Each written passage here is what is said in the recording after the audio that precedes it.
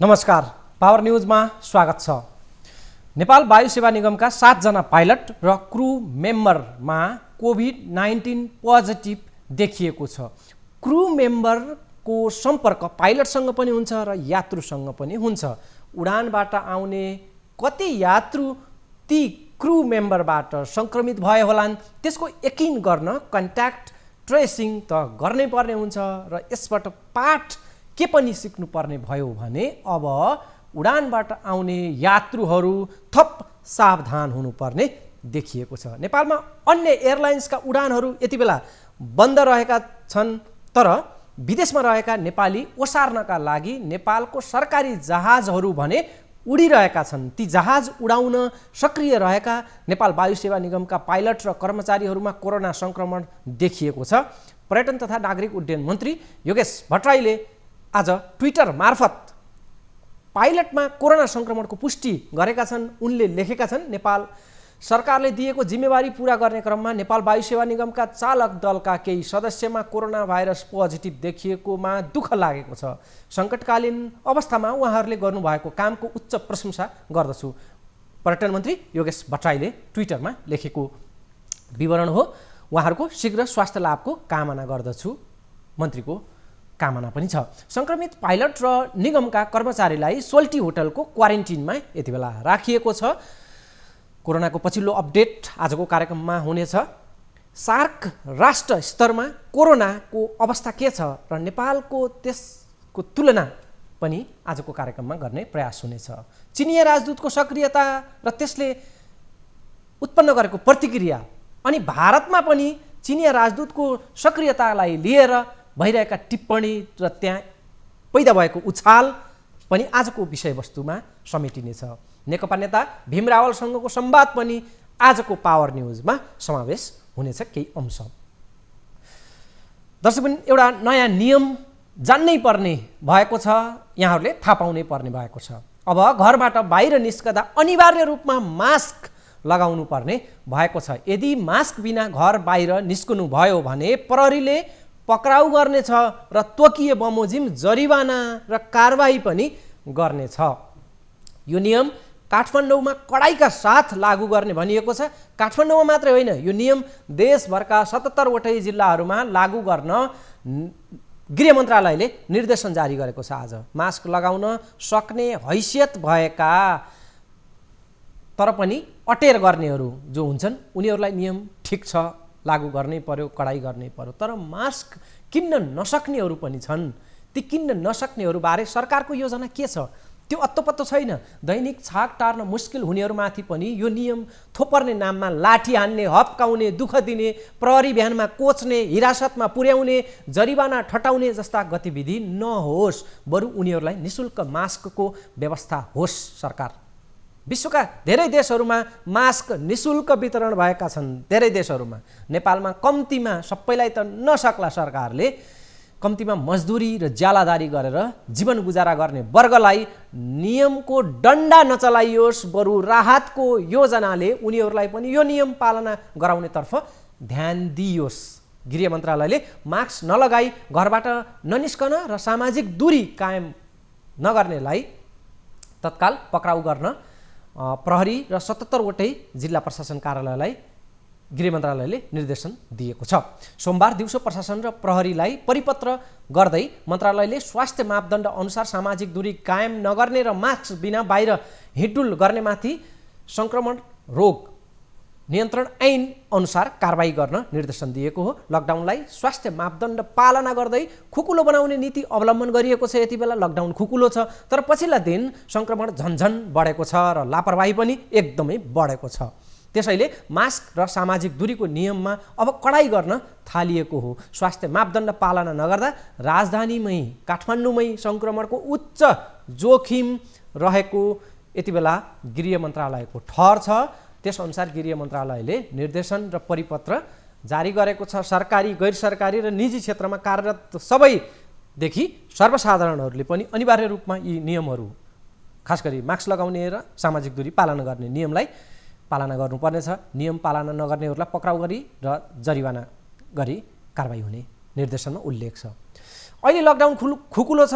काठमाडौँका hotel रेस्टुरेन्टहरू पनि अहिले त धमाधम चल्न सुरु गरिसकेका छन्। सडकमा सवारी चाप बढेको छ, भिडभाड पनि बढ्दो छ काठमाडौँमा। सार्वजनिक यातायात पनि चलाउने तयारी हुँदै गर्दा राजधानी काठमाडौँमै सङ्क्रमण तीव्र बढेको पछिल्ला खबरले अहिलेको माहौललाई थप त्रसित पारेको छ। काठमाडौँमा पछिल्ला दिन बढेको सङ्क्रमणले अब यो तत्काल केही थामिने जस्तो अवस्था छैन, किनभने दैनिक बढ्दो रफ्तार छ काठमाडौँको कोरोना सङ्क्रमण। नेपालमा कोरोना सङ्क्रमणको पछिल्लो अवस्था र स्वरूपबारे विश्लेषणसहित केही थप चर्चाहरू त बाँकी नै छन्।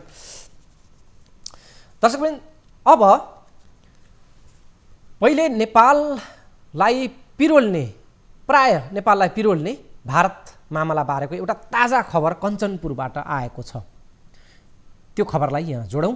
कञ्चनपुरमा भारतीय सुरक्षा बलले एकपटक फेरि दादागिरी देखाएको छ। नेपाली भूमिमा छिरेर भारतीय पक्षले नेपाली भूमिमा भइरहेको सडक निर्माणको काम रोकिदिएको छ। सीमा नागेर भारतीय सीमा सुरक्षा बल एसएसबी को समूह हतियारसहित नेपालमा आएको थियो। भारततर्फका स्थानीय सरकारका अधिकारीहरू पनि त्यो समूहमा नेपाल छिरेका थिए। उनीहरूको नेपाल प्रवेशले स्थानीय त्रसित बनेका छन्। कञ्चनपुरमा युद्ध नै लड्न आए जसरी वर्दीधारी भारतीय सुरक्षा बल नेपालमा हतियारसहित आएका थिए। कञ्चनपुर भनेपछि हामीलाई शहीद गोविन्द गौतमको याद आइहाल्छ। भारतले सीमा मिचेको सहन नसकेपछि आक्रोशित भएर प्रतिकारमा उत्रिएका पुनर्वासका स्थानीयमाथि भारतीय सुरक्षाकर्मीले गोली चलाएपछि गोविन्द गौतमको गोली लागेर ज्यान गएको थियो। कञ्चनपुर सीमा क्षेत्रमा भारतीय ज्यादती नयाँ होइन। सधैँ भारतले त्यहाँ अन्तर्राष्ट्रिय सीमा नियम उल्लङ्घन गरेर नेपाललाई दुःख दिँदै आएको छ। भारतको पछिल्लो दादागिरीबारे कञ्चनपुरबाट टिभी जर्नलिस्ट शीतल भट्टले पठाएको यो रिपोर्ट हेरौँ। नेपाल रहेन भने तपाईँ कहाँ नेपाल प्रहरी हुनुहुन्छ भोलि? नेपालमा यसरी पिल्लर गाड्दाखेरि तपाईँले आफ्नो सहमतिमा पिल्लर बाँड्ने जनता कहाँ जान्छ नेपालको भोलि? नेपाली जनतालाई बेचेर खाने तपाईँ शोषण अपराधी। भारतीय सीमा सुरक्षा बल एसएसबी फेरि एकपटक नेपाल प्रवेश गरेर हरकतमा उत्रिएको छ। नेपालतर्फ चलिरहेको सडक निर्माणको काममा अवरोध गर्न भारतीय पक्ष हुलहुज्जत गर्ने गरी नेपाल छिरेको छ। पश्चिम कञ्चनपुरदेखि तराईका जिल्ला हुँदै पूर्व झापा जोड्ने नेपालकै दोस्रो लामो राष्ट्रिय हुलाकी राजमार्ग निर्माणमा भारतीय पक्षले अवरोध खडा गरेको छ। कञ्चनपुरको बेलौरी नगरपालिका 8 पचुई क्षेत्रमा भारतीय पक्षले अनावश्यक विवाद झिकेर हुलाकी सडकमा चलिरहेको कालोपत्रेको काम अवरोध गरेको हो। आइतबार भारतीय पक्ष युद्ध नै गर्न आए जस्तो गरी नेपाल छिरेका हुन्। हतियारधारी सीमा सुरक्षा बल एसएसबी को जुन सहित भारततर्फका प्रशासनिक अधिकारीहरूको समूह निर्माण स्थलमै आएर अवरोध गरेपछि अहिले सडक निर्माणको सबै काम रोकिएको छ। भारतीय पक्षले गत वर्ष पनि हुलाकी राजमार्गमा यस्तै अवरोध गरेको थियो। गत असारमै भारतीय पक्षबाट भारतीय सीमा सुरक्षा बल एसएसबी आएर अवरोध गरेका थिए भने यस वर्ष पनि एसएसबी सहित भारतीय प्रशासनिक अधिकारी आएर आफ्नो दादागिरी देखाउँदै निर्माण भइरहेको काम रोकिदिएको स्थानीय एवं शिक्षक बुद्धिजीवी विवेक लम्साल बताउँछन्।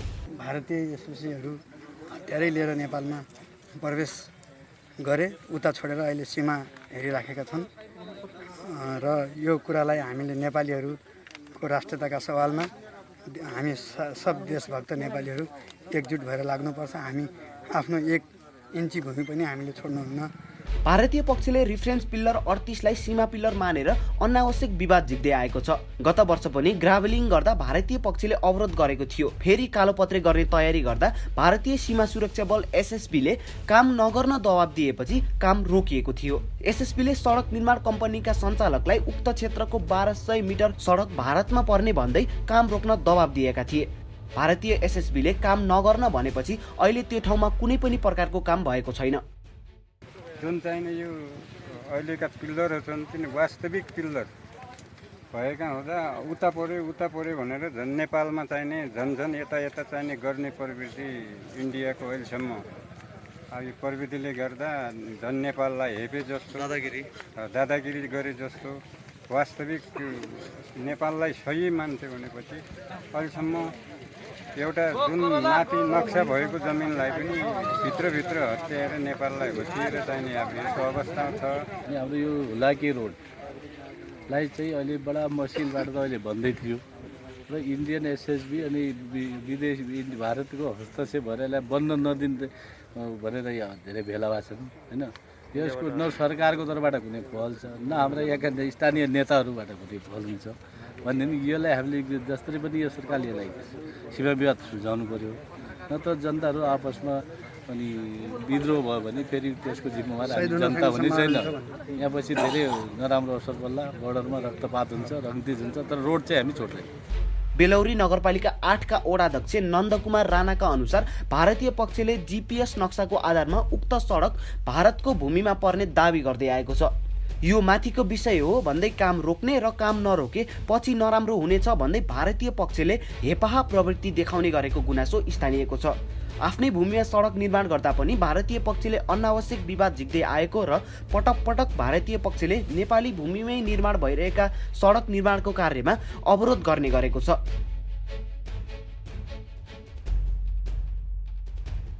कञ्चनपुरको दक्षिणी क्षेत्रमा सीमा विवाद पटक पटक चर्किरहन्छ।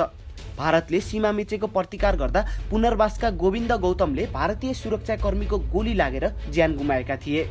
मिचेको सीमाको सर्वेक्षण गरी समस्याको समाधान गर्न सरकारी टोली पुगे पनि समस्याको समाधान भने अहिलेसम्म हुन सकेको छैन।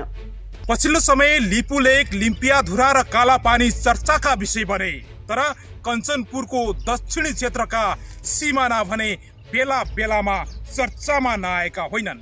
यस विषयमा नेपाल सरकारले उच्च स्तरीय कूटनीतिक पहल गरेर सिमानाको टुङ्गो लगाओस्। कञ्चनपुरको बेलौरीबाट शीतल भट्टको रिपोर्ट।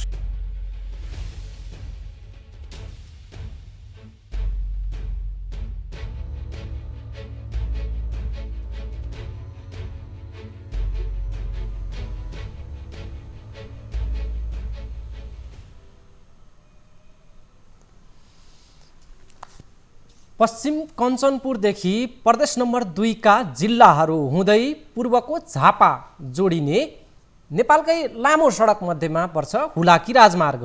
यो राजमार्ग भारतीय सीमा नजिकबाट गुज्रन्छ। भारत पक्षको पनि यो सडकमा निकै चासो छ।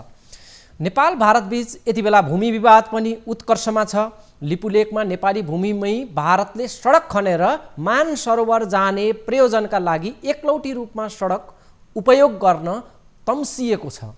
नेपालमा त्यसको चर्को विरोध भए पनि भारत त्यसबाट पछि हट्ने छाँटकाँट देखिँदैन। नेपालमा लिपुलेक क्षेत्रलाई समेटेर नयाँ नक्सा जारी गरिएपछि भारतसँगको सम्बन्ध यति बेला निकै सङ्कटग्रस्त बनेको छ। नयाँ नक्सा जारी गर्ने मामलामा नेपालका सबै राजनीतिक दलहरू एक ढिक्का देखिएकै हुन्। तर प्रधानमन्त्री केपी शर्मा ओलीले आफ्नो सरकार ढलाउनका लागि भारतले षड्यन्त्र गरिरहेको र त्यो षड्यन्त्रमा नेपालका नेताहरू पनि संलग्न रहेको अभिव्यक्ति दिएपछि ओलीको त्यो अभिव्यक्तिले एकाएक सत्तारूढ दल नेकपामै भूकम्प ल्याइदिएको छ। यति बेला ओली सरकारले लिएको नयाँ नक्सा जारी गर्ने प्रस्तावमा अभूतपूर्व राष्ट्रिय एकता प्रदर्शन भएको केही दिनमै प्रधानमन्त्री ओलीले आफूमाथिका अन्य आरोपहरूबाट ध्यान मोड्न र आफू नेतृत्वको सरकारका तमाम असफलताहरूलाई ढाकछोप गर्नका लागि भारतीय कार्डको प्रयोग गरेको आरोपसहित प्रधानमन्त्रीको अभिव्यक्तिको सत्तारूढ दल नेकपाकै भित्रबाट चर्को आलोचना भइरहेको छ। अहिले भारत मामिला जोडिएर यति बेला नेपालको राजनीतिक किचलो उत्कर्षमा छ। नेपालको राजनीतिमा भारत निकै संवेदनशील मामला बन्दै आएको छ विगत लामो समयदेखि। यति बेलाको राजनीतिमा पनि भारत मामला जबरजस्त उपयोगमा आएको छ। एकपटक फेरि एकातिर सीमामा भारतको भौतिक प्रहार कायमै छ, अर्कोतर्फ नेपालको घरेलु राजनीतिमा पनि भारत सदाकाल जोडिएकै हुन्छ। चिनिया राजदूतको पछिल्लो सक्रियताले नेपाली राजनीतिमा थप तरङ्ग पैदा गरेको छ। यति बेला यसबारेको चर्चा केही बेरमा खास रूपमा प्रस्तुत हुनेछ। मैले नेकपा स्थायी कमिटी सदस्य भीम रावलसँग पछिल्लो विकसित राजनीति घटनाक्रमबारे जानकारी लिन कुराकानी गरेको छु। नेता भीम रावल पार्टीभित्रै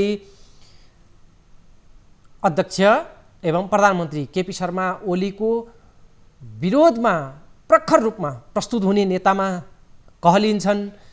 यस अगाडि नै भीम रावल सहितका 20 जना स्थायी कमिटी सदस्यले स्थायी कमिटीको बैठक माग गरेका थिए। त्यो बैठक विलम्ब हुँदा हुँदा हुँदा अहिले आएर बैठक चलिरहेको छ। तर त्यो बैठकमा प्रधानमन्त्रीको दुवै पदबाट अध्यक्ष र प्रधानमन्त्री पदबाट राजीनामा माग्ने त्यो पनि शीर्ष नेताहरू पूर्व प्रधानमन्त्री 3 जनाले नै एक स्वरमा राजीनामा माग्ने परिस्थिति बन्यो र अहिले नेकपाको विवाद अहिले उत्कर्षमा छ। के हुन्छ त्यो अझैसम्म टुङ्गो लागेको छैन।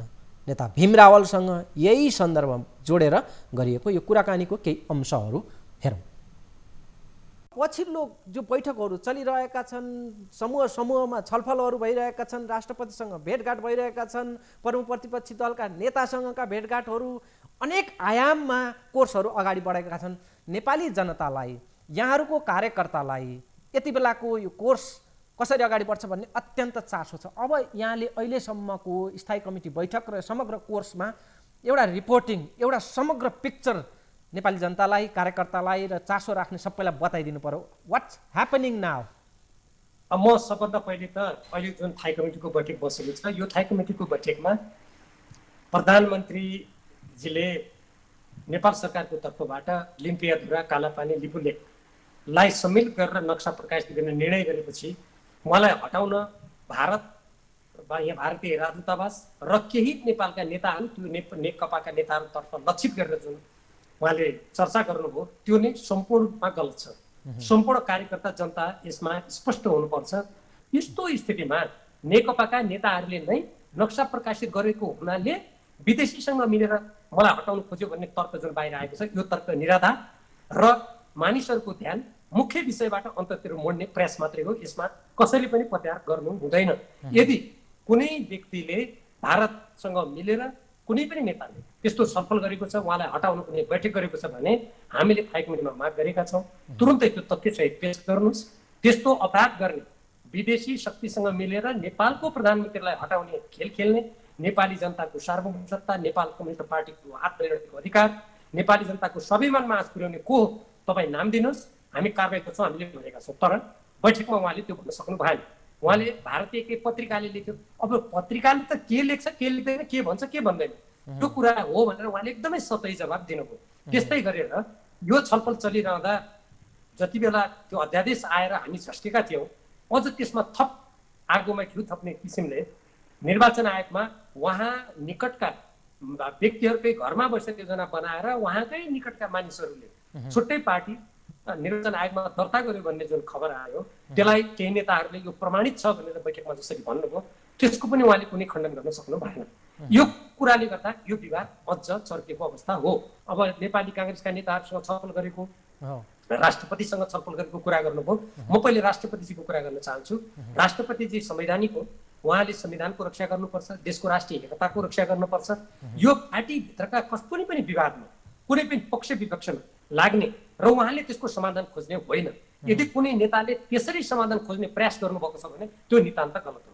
त्यसै गरेर अब आफ्नो पार्टीका नेताहरूसँग छलफल नगर्ने, पार्टीका बैठकहरूमा उपस्थित नहुने, पार्टीका नेताहरूका कुरा नसुन्ने, अर्थात् त्यसलाई महत्त्व नदिने, अनि नेपाली काङ्ग्रेस जो हाम्रो विपक्षी दल हो, जसले धेरै लामो समयसम्म अनेक प्रकारका राष्ट्रको हित प्रतिकूलका निर्णय गरेको छ, जसको कारणले गर्दा राष्ट्रले धेरै प्रताडना सहन गर्नु परेको छ, अनि त्यो पार्टीका नेतासँग चोचोमोचो मिलाएर यदि कसैले फेरि यो पार्टीलाई अर्को गलत दिशातिर लानु खोजेको छ भने यो एकदम गैरजिम्मेवार र गलत कुरा हो। यस्तो कुरामा कसैले पनि लाग्नु हुँदैन भन्ने मेरो धारणा छ।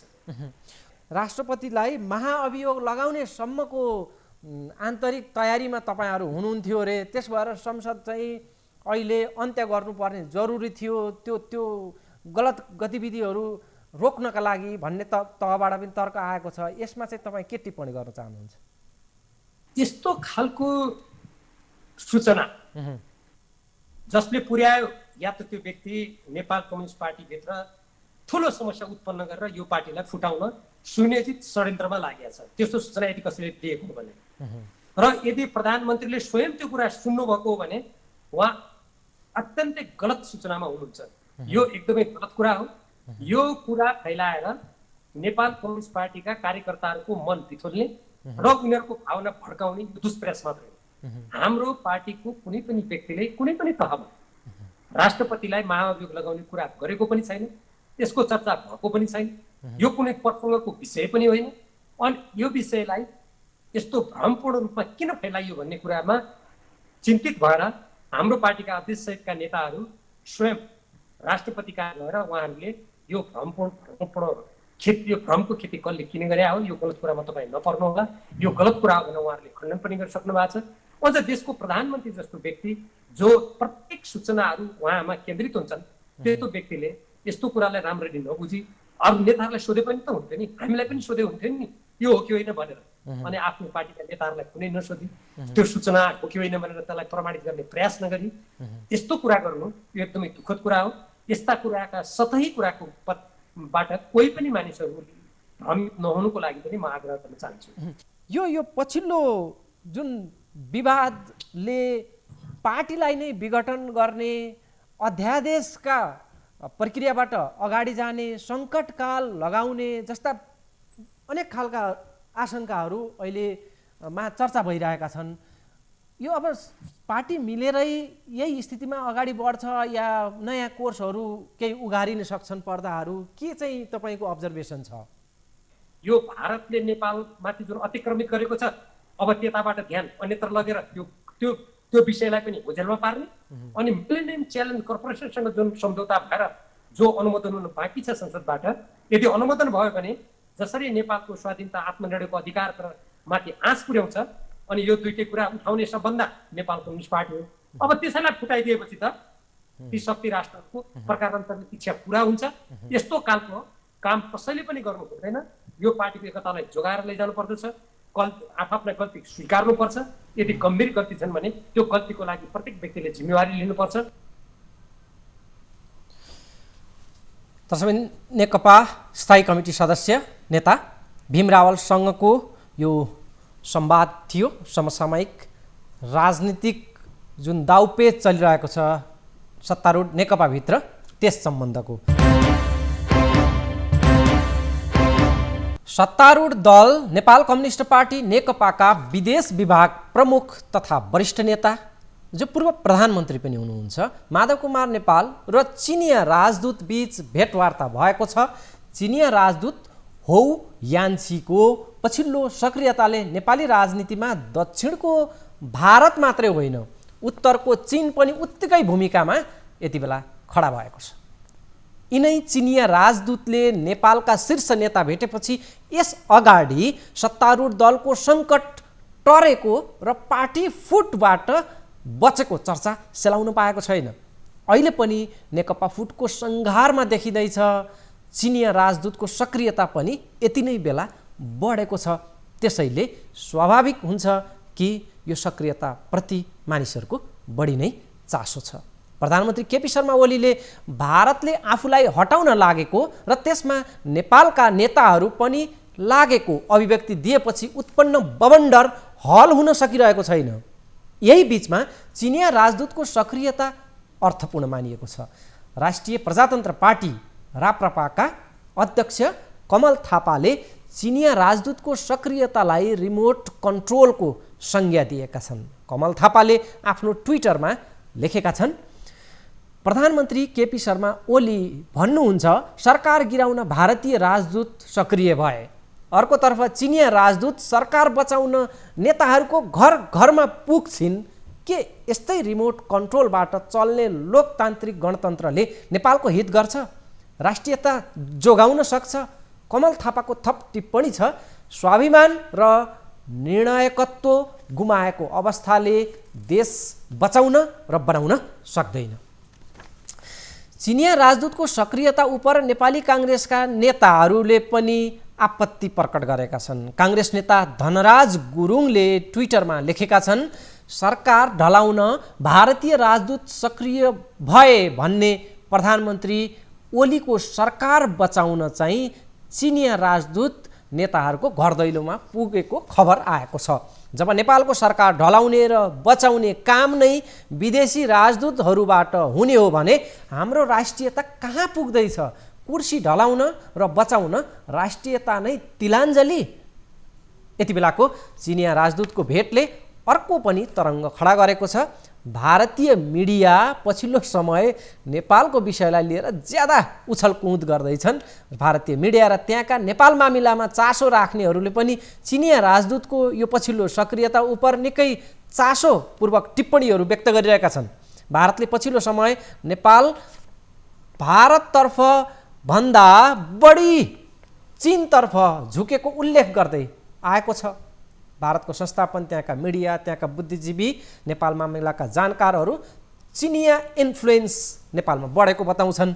चीनकै इसारामा नेपालमा भारत विरोधी गतिविधिहरू पछिल्लो समय बढिरहेको त्यो खालको न्यारेटिभ्स, त्यो खालको आवाज, स्वर भारतमा छ।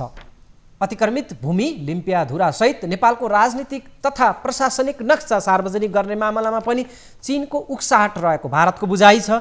त्यसमाथि प्रधानमन्त्री केपी शर्मा ओलीले आफूलाई भारतले हटाउन लागेको भन्ने अभिव्यक्ति दिएपछि सत्तारूढ दलभित्रै पैदा भएको उछाल शान्त हुन नसकिरहेको यो संवेदनशील समयमा चिनिया राजदूतको भेटघाट र सक्रियताले अर्को उछाल निम्ति आएको छ। देशमा मात्रै होइन, खास गरी भारतमा पनि। नेकपा प्रवक्ता तथा परराष्ट्र मन्त्री समेत रहेका नारायण काजी श्रेष्ठ, यसअगाडि पूर्व परराष्ट्र मन्त्री थिए नारायण काजी श्रेष्ठले पनि विदेशी चलखेलमाथि आफ्नो ट्विटरमा टिप्पणी गर्दै लेख्न भ्याएका छन्। उनले लेखेका छन्, नेपालको आन्तरिक राजनीतिका आयाम र अवयवहरूलाई आज पनि यो वा त्यो वैदेशिक शक्तिले निर्देशित गर्छ भने सबै खालको षड्यन्त्रका सिद्धान्तलाई हामी अस्वीकार गर्छौँ। उनको भनाइको आशय के छ भने नेपालको मामलामा विदेशी शक्ति नै निर्णायक हुन् भन्ने कुरामा हामी मान्दैनौँ भन्ने छ उनको टिप्पणी छ। एउटा सार्वभौम राष्ट्रका रूपमा हामी आफै निर्णय लिन सक्षम छौँ। हाम्रो मामिलामा हस्तक्षेप गर्ने कुनै पनि प्रवृत्ति अस्वीकार्य छ। नारायण काजी श्रेष्ठको यो टिप्पणीले उल्लेख गर्छ कि अहिले नेपाल र भारतको सक्रियताले नेपालको राजनीतिमा त्यति धेरै अर्थ नराख्ने उनको दाबी छ। सत्तारूढले स्वाभाविक यस्ता दाबी त गर्ने नै भयो। केही दिन यता काठमाडौँमा यसलाई चाहिँ कोरोनाको प्रसङ्गलाई जोडौँ, यो चीन र भारतको मामला सकिएको छ। केही दिन यता काठमाडौँमा कोरोना सङ्क्रमितको सङ्ख्या बढ्न थालेको छ। हिजो आइतबार मात्रै काठमाडौँमा 27 जनामा कोरोना पोजिटिभ पुष्टि भएको थियो। पछिल्लो दिन काठमाडौँमा कोरोना पुष्टि हुने सङ्ख्या बढ्दैछ र मैले पछिल्लो आँकडा अनुसार आज 180 जना थप सङ्क्रमित नेपालमा पुष्टि भएका छन्। आजको 180 तुलनात्मक रूपमा हिजो अस्तिको भन्दा थोरै सङ्ख्या हो। नेपालमा जुन दिन अलिकति सङ्क्रमितको परीक्षण बढ्छ त्यो दिन सङ्क्रमितको सङ्ख्या पनि, पुष्टि भएको सङ्ख्या पनि बढ्छ।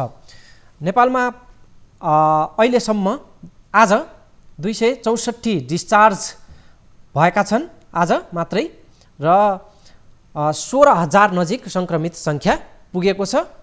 आज एकजनाको थप मृत्यु भएको छ र मृत्यु हुनेको सङ्ख्या नेपालमा 35 पुगेको छ।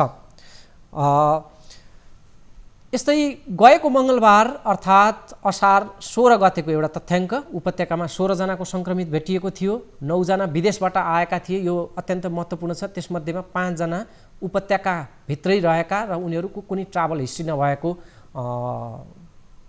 अवस्था थियो। उनीहरू भनेको यसको अर्थ हुन्छ काठमाडौँमा बाहिरबाट नआएकाहरू र काठमाडौँमै रहेकाहरूमा पनि सङ्क्रमण सरेको छ। समुदाय स्तरमा पनि सङ्क्रमण रहेको कतिपय खबरहरू आइरहेका छन्। उनीहरूमध्ये एकजना शङ्खमूल बस्ने गर्भवती पनि थिइन्। यो पछिल्लो सङ्क्रमणको उसमा उनको ट्राभल हिस्ट्री नै छैन र सङ्क्रमणको स्रोत पनि पत्ता लागेको छैन। भक्तपुर क्यान्सर अस्पतालका कर्मचारी, टोखा बस्ने सशस्त्र प्रहरी जवान, रसियन दूतावासको सुरक्षामा खटिएका जनपद प्रहरीमा पनि सङ्क्रमण भेटिएको छ। तर उनीहरूलाई कसरी सङ्क्रमण भयो, कसरी भेटियो, कुनै त्यसको स्रोत छैन। देशभर सङ्क्रमण फैलन सुरु भएको 2, 3, 4 महिनासम्म पनि काठमाडौँमा सङ्क्रमितको सङ्ख्या निकै कम थियो। काठमाडौँ तुलनात्मक रूपमा सुरक्षित थियो। काठमाडौँ जति डराउनु पर्ने हो सुरुमै डराइसक्यो र काठमाडौँमा कडा प्रकारको लकडाउन भयो। मास्कहरू पहिरिन, सामाजिक दूरी कायम गर्ने सबै नियमहरू पालना भएका थिए। तर पछिल्ला दिन उपत्यकाका 3वटै जिल्लामा, भक्तपुर, ललितपुर र काठमाडौँमा सङ्क्रमण एकाएक बढेको छ। काठमाडौँमा मात्रै सङ्क्रमितको सङ्ख्या 120-25 माथि चढिसकेको छ। भक्तपुरमा 28 छ। त्यस्तै ललितपुरमा 16 जनाकोमा कोरोना सङ्क्रमण पुष्टि भइसकेको छ र यो क्रम बढ्दैछ। आज पनि थपिएको छ उपत्यकामा। असार 1 गतेबाट लकडाउनको मोडालिटी फेरिएपछि काठमाडौँमा मानिसहरूको चहलपहल ज्यादै बढ्न थालेको छ। पछिल्लो समय मानिसहरू सडकमा बिना मास्क निस्किरहेका छन्। झट्ट हेर्ने हो भने काठमाडौँका सडक तथा बजारहरूमा बढेको चहल पहलले कोरोनाको डरलाई यति बेला डर कतै देखिँदैन। अब अलिकति भारतको र यो सार्क राष्ट्र स्तरको कोरोनाको पछिल्लो अपडेटलाई जोड्ने प्रयास गर्छु। भारतमा कोरोनाबाट करिब 7 लाख मानिसहरू सङ्क्रमण भइसकेका छन्। अहिलेसम्म 20,000 मानिस भारतमा ज्यान गएको छ। 20,000 को भारतमा। भारत विश्वका कोरोना सङ्क्रमित धेरै भएका मुलुकहरूमध्येमा तेस्रो स्थानमा पर्छ। विश्वमै भारत तेस्रो बढी प्रभावित मध्येको देश रहेको छ। त्यहाँ दैनिक औसत 20,000 देखि 25,000 नयाँ सङ्क्रमितहरू थपिरहेका छन्। भारतमा 20 देखि 25,000 यो क्रम सङ्क्रमितको सङ्ख्या बढिरहेको छ र भारतमा माग पनि बढिरहेको छ कि बढीभन्दा बढी कोरोना परीक्षण होस् भनेर। त्यहाँ पनि कोरोना परीक्षणमा कमी आएको गुनासो चलिरहेकै छ। दैनिक 600 देखि 700 मानिसहरू कोरोनाका कारणले भारतमा मरिरहेका छन्। यो क्रम बढिरहेको छ भारतमा पनि। र भारतमा अझ आउने दिनहरूमा सङ्क्रमणको आयाम अझ फैलने, मृतकहरूको सङ्ख्या पनि दैनिक बढ्ने, सङ्क्रमितको सङ्ख्या पनि दैनिक बढ्ने क्रम चलिरहने त्यहाँको सरकारी डाटाहरूले देखाएको छ, अनुसन्धानहरूले देखाएको छ र कोरोनाको जुन ट्रेन्ड छ त्यसले देखाएको छ। भारतमा सङ्क्रमण बढ्ने र प्रभाव बढ्ने भइसकेपछि भारतको प्रभाव नेपालमा त पर्छ नै। भारतकै कारणले पछिल्लो समयमा जति पनि नेपालमा कोरोना सङ्क्रमण बढेको छ त्यसमा भारत नै बढी प्रभावी छ। भारतकै सीमाबाट आएका नेपालीहरूमा बढी देखिन्छ। पछिल्लो पटक 7 जना नेपाली पाइलटहरू सहित नेपाल वायु सेवा निगमका कर्मचारीहरूमा पनि देखियो।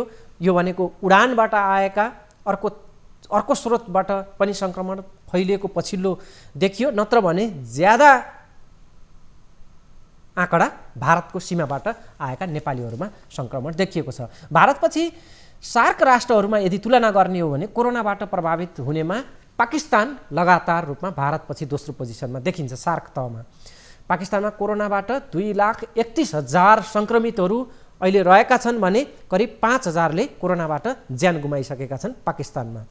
त्यस्तै तेस्रो नम्बरमा बङ्गलादेश रहेको छ।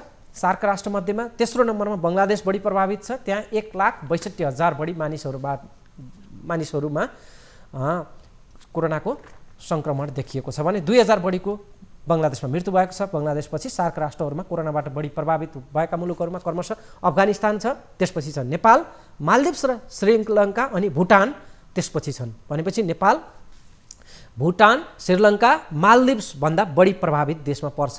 सार्कमा एउटा समय थियो नेपाल पुच्छारमा थियो। भुटान र नेपाल अत्यन्तै जोखिमबाट कम जोखिम भएको राष्ट्रमा पर्थे। सार्क राष्ट्रहरूको तथ्याङ्कले नेपाल कोरोनाबाट प्रभावित मुलुकहरूमा 5औं स्थानमा रहेको देखिएको छ। अहिले पछिल्लो समय सुरुवाती दिनहरूमा मालदिप्स र श्रीलङ्का भन्दा कम प्रभावित रहेको नेपाल सार्क राष्ट्रमा कोरोनाबाट कम प्रभावित हुने मुलुकहरूमा दोस्रो स्थानमा पहिले थियो, अहिले तेस्रो स्थानमा छ। करिब 16,000 बढी मानिसहरू नेपालमा सङ्क्रमित भइसकेका छन् र आजको समेत आँकडा जोड्दा 35 जना नेपालमा मृत्यु भइरहेको छ र नेपालको परीक्षण कम छ। औसत 500 जना दैनिक सङ्क्रमण थप पुष्टि हुने क्रम नेपालमा चलिरहेको छ।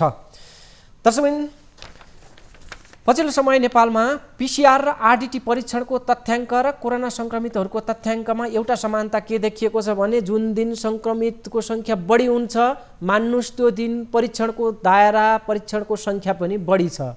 यसको अर्थ हुन्छ नेपालमा परीक्षण यदि व्यापक बढ्ने हो भने सङ्क्रमितको सङ्ख्या पनि अवश्य बढेको आँकडा आउनेछ।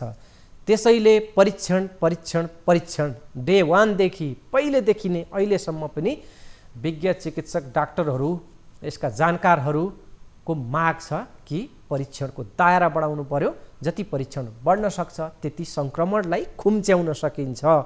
तर परीक्षण नेपालमा पर्याप्त मात्रामा हुन सकेको छैन। किटकै समस्यादेखि लिएर अनेक खालका समस्याहरू पनि नेपालमा हामीले झेल्नु परिरहेको छ। आजको लागि पावर न्युजको निर्धारित समय सकिएको छ। अर्को श्रृङ्खलामा भेट हुनेछ। म पावर न्युजबाट बिदा चाहन्छु। नमस्कार।